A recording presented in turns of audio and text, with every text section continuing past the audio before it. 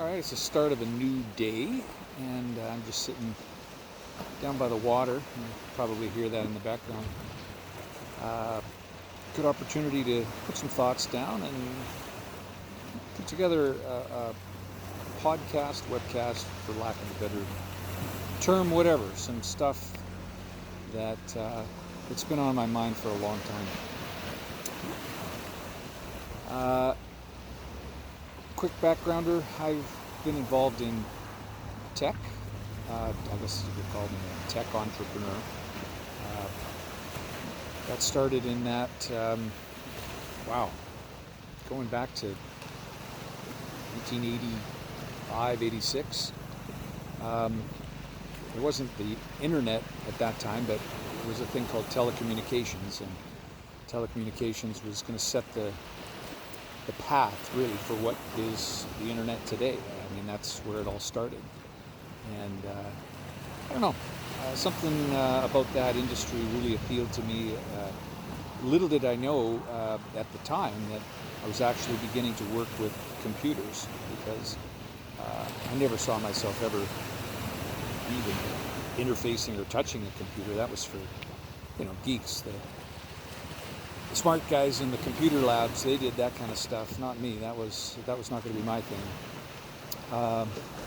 Until it occurred one day that as I was hitting the dial pad of a telephone, and I realized that I'm not rotary dialing. And for anybody that's hearing this that doesn't remember what a rotary dial telephone is, you'll see them in old movies and stuff.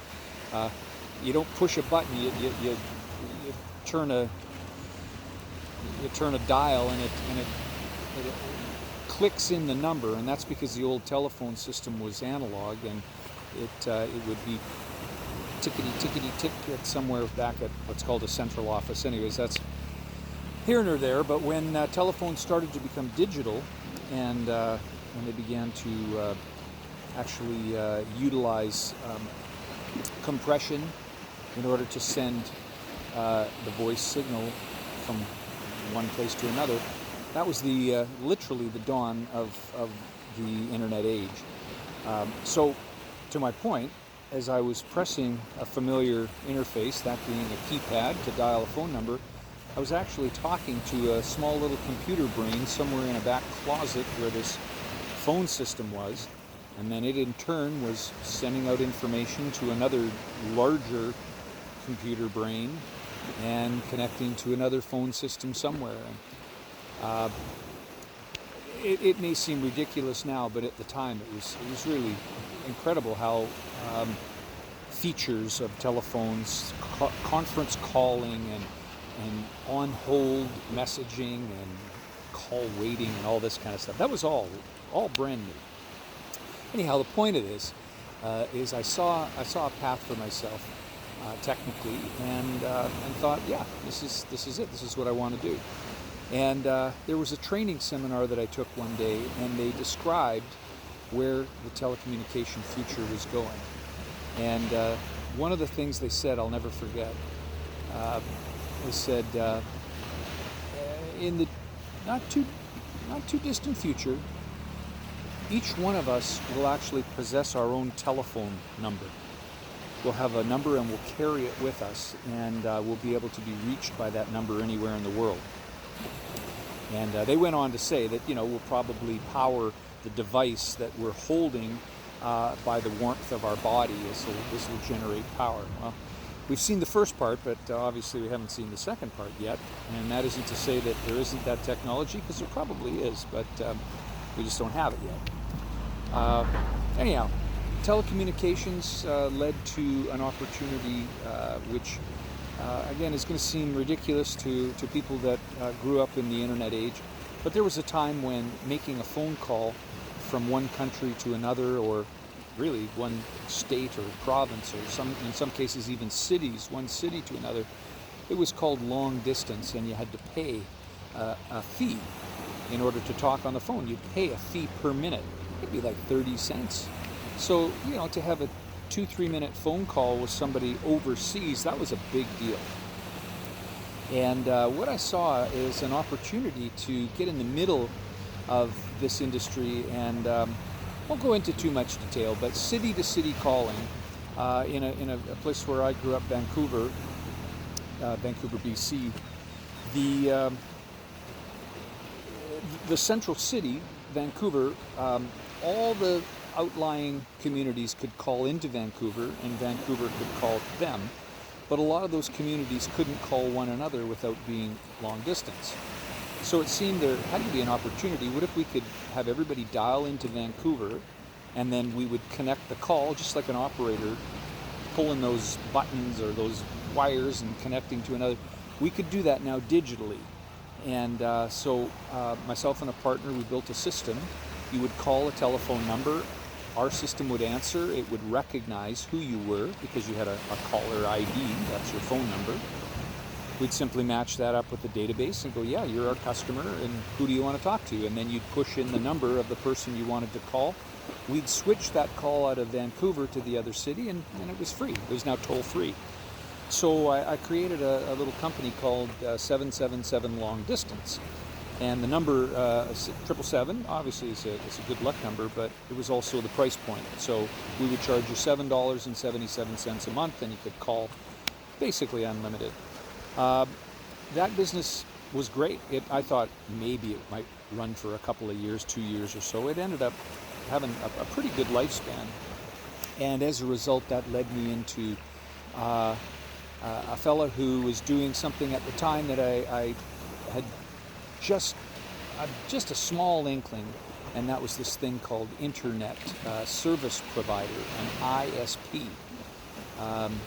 And he was actually connecting his customers through my telephone switch, because back in those days you used a device called a modem, and for those that are old enough to remember this, it was this funny sounding thing, kind of like a fax machine, if you ever heard a fax connect.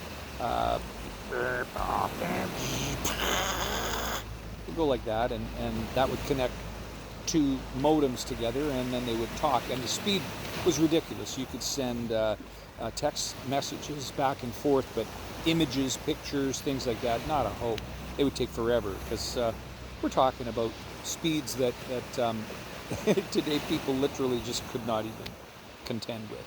But it was a big deal at the time, and this internet was emerging, and Netscape version 1, Netscape Navigator, wow.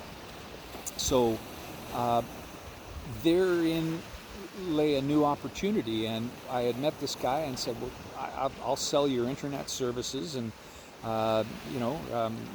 we'll find a way to partner. And at that time he showed me something else that he was working on, and that was taking a radio and a radio station that was at that time a local Vancouver radio station, and putting it through a computer and then sending that onto this new World Wide Web internet thing. And that was my very first introduction to streaming. It was only audio at the time, and it was 16K, which means it sounded like an AM radio, nothing better. It's certainly not even, you can't even imagine what Spotify and services like this are today back in 1995, 1996 when this took place. But the point of all of this is leading this technical path. I knew instantly I had to be involved in this new industry. It was going to disrupt everything, and I was able to kind of tell where things were going to go. So to fast forward, we developed some technology. Myself and some partners, we funded some development to allow broadcasts from hockey rinks, because in the day, not every hockey rink or team, for that matter, had a broadcast on radio. Only the major teams did. So we were able to put a person in a press box with a telephone and a headset and connect them through to the internet, and they could broadcast a play-by-play call, so that all the fans and parents and family at home could follow the game live in real time. And again, they wanted to be part of it. This is the way they could connect and participate in their son or daughter's sport. So this was an early part of webcasting, and it became pretty clear that video was on the horizon. Keep in mind, at this time, there was nothing like Netflix, no YouTube, nothing like that was even possible. Sending video over the internet was really a pipe dream, but we had a pretty good idea that it could work. So at that time, I approached the hockey clubs and said, listen, you're already shooting video with a camera and they're recording it to these big old VHS tapes. I said, why don't we connect your camera into the computer, and even though it's just going to be a small thing, we'll be able to send video, kind of grainy looking, but we'll send video out. And I began approaching leagues and teams and built out a pretty big business as a result. And that was part of a company that ended up selling to a U.S. Again, I was based out of Vancouver, Canada, so it sold to a U.S. company, and that kind of led the way to other things. And I've stayed in that streaming business for a long while, so almost 30 years, and that was great. That was that was what I thought was probably the first kick at the can. That was going to be my one shot at being an early adopter, pioneer, on the bleeding edge, as it were. But little did I know that I would become aware, I'm going to say roughly around 2011, of this thing. I didn't remember the name of it. It was Bitcoin, but it was just this thing. A guy that introduced it to me probably used the word cryptography, and I thought, hey, this is cool. I can use this as micropayments for these hockey games and webcasts that I'm streaming. So I focused more on that, and I missed the grander opportunity in 2011.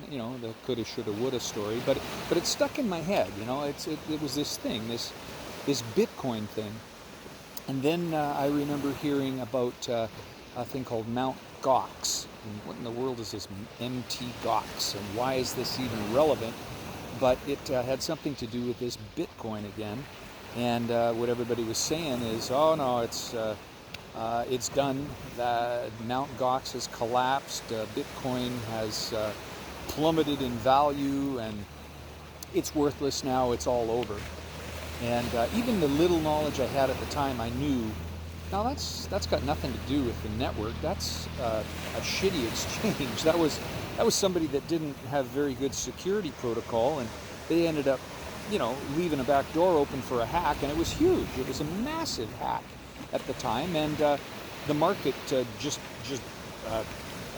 convulsed, and everybody just dumped their Bitcoin and went, that's it, it's history. And that brought the price down under $100, I think. That's about the time I started thinking, maybe there's something to this. And I wish I could tell you I bought some at the time, but A, I didn't know how to buy it, and B, even if I could have bought it, I didn't know how to hold it. How do I keep it? What was a paper wallet? The things that are happening in Bitcoin today, in those early days, there was nothing like that.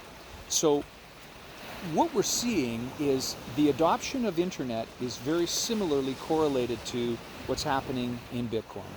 The early adoption, the bleeding edge, the mistakes and the errors, the companies that came and went, just like the dot-com crash. We're going to have that through Bitcoin, and we might be experiencing it as I speak right now, which is June 24th, 2022. There's just been a massive drop in what would be referred to as the fourth cycle of Bitcoin. And the cycles are typically delineated through the halving events that take place. The mining reward cuts in half every 210,000 blocks. So we had one of those in 2020, and we're now seeing 2 years in the churn and the things like that, and that's not uncommon. So the focus looking forward is 2024, the next halving, and 2026, which is when all the big churn's going to happen again. Now, who knows how well this will age, but if things happen the way they've been going the previous cycles, Bitcoin is going to take off on a parabolic rise. We're going to see prices above $100,000. We might see $150,000. It seems unfathomable right now as Bitcoin sits around $21,000. But it was unfathomable that it would ever be over 10,000 or 20,000 back in 13 and 15 and 17 years, 2017. So as the world is adopting and as technology is getting better and as things are happening, this is how the projection is going to go. But there's a really critical thing I'd like to wrap this video up and just maybe focus on doing a series like this. But the important thing is, if we just focus on the price of Bitcoin, we are completely missing the point. The price is delineated or measured or given a unit that's recognizable to us, and that's a US dollar. So we tend to say a Bitcoin is worth 21,000 US dollars. But as I'm recording this, US dollars are hyperinflating, and their purchasing power is shrinking so dramatically because the Federal Reserve has printed trillions and trillions of dollars. As a matter of fact, and don't hold me exactly to these numbers, but approximately $4 trillion has been added to the money supply in the last 18 months. Well, that just means the world is awash in US dollars. So their purchasing power is reducing. That's why everything priced in US dollars is going up. It's costing more for a gallon of gas. It's costing more for a loaf of bread, a pound of meat. And we're seeing bubbles inflate ridiculously, the real estate bubble, the stock market, and for that matter, Bitcoin as the price is finding this rise. But, and this is my point, if you use Bitcoin as Bitcoin, one Bitcoin equals one Bitcoin, and you take a look over the last 5-7 years, everything priced in Bitcoin is going down. It's costing less. I bought an online ticket to a Louis C.K. Video production. I think it was called Horace and Pete. You can look that up. He sold it online, and I think I paid maybe $10 through Bitcoin. Thought that was pretty cool.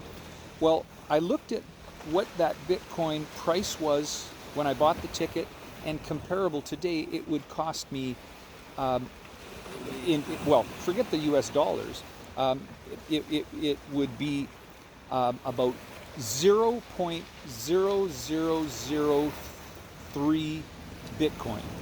And I believe when I bought it, it was 0.03 Bitcoin. So there's an example.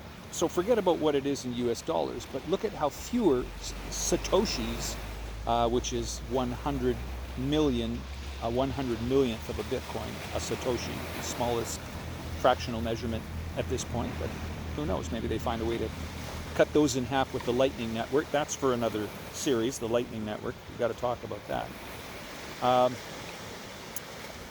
So everything is reducing in price with Bitcoin. So you're going to hear people buying vehicles, boats, cars, I guess that's a vehicle, houses, things like this. They're going to be bought in Bitcoin, and the price is reducing. And I'm going to pimp off a really very intelligent guy, a guy by the name of Jeff Booth. And if I link this video to YouTube, I'll put links to him in the description. What Jeff talks about is technology advancing, kind of like how I've been talking about here along this path of telecom to internet to Bitcoin. Technology also reduces everything in cost. And a prime example is when I was talking about a long distance phone call, how we used to pay 30 cents a minute. That's today inconceivable. A call by using an app, Signal or Skype or something, Telegram or WhatsApp or any of these things, is virtually free. It It costs nothing.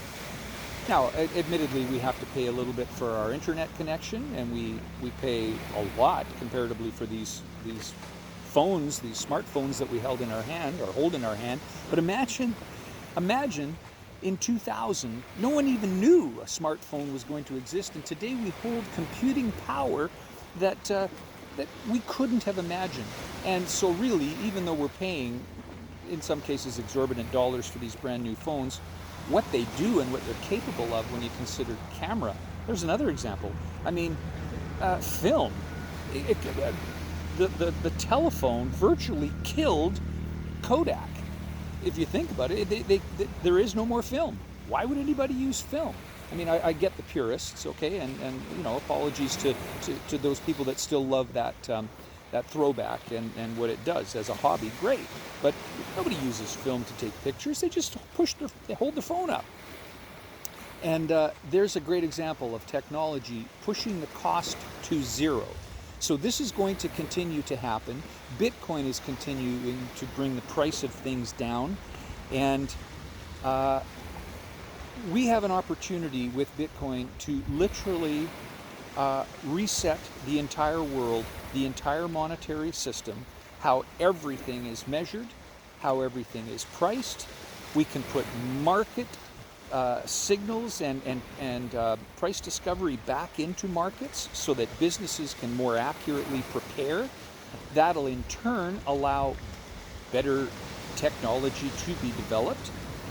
And I'm going to wrap it up right there because I could go into the weeds with the conversation. So let's save that for another video. But man, as crazy as the times are right now, these are also probably some of the most remarkable times to be alive. So if you watch this whole thing, thanks very much. And hey, if you like it at all, as they say, you know, kindly just give me a thumbs up on it wherever I post this. I don't even know where I'm posting it yet, but if you can, do that. And if there's this subscribe thing, do that too, please. And maybe share it with some people if you think I made any sense. And we'll see where it goes. I'll do one of these as a live, maybe an AMA coming up, and we'll just go from there. Anyways, signing off from the East Coast. I'm looking across the Caribbean Sea, and all I see is a magnificent sunrise. I was here literally as the sun came up, and it's a beautiful place. It's a place called Isla Mujeres off of Yucatan Peninsula in Mexico. So signing off for now, and talk to you next time.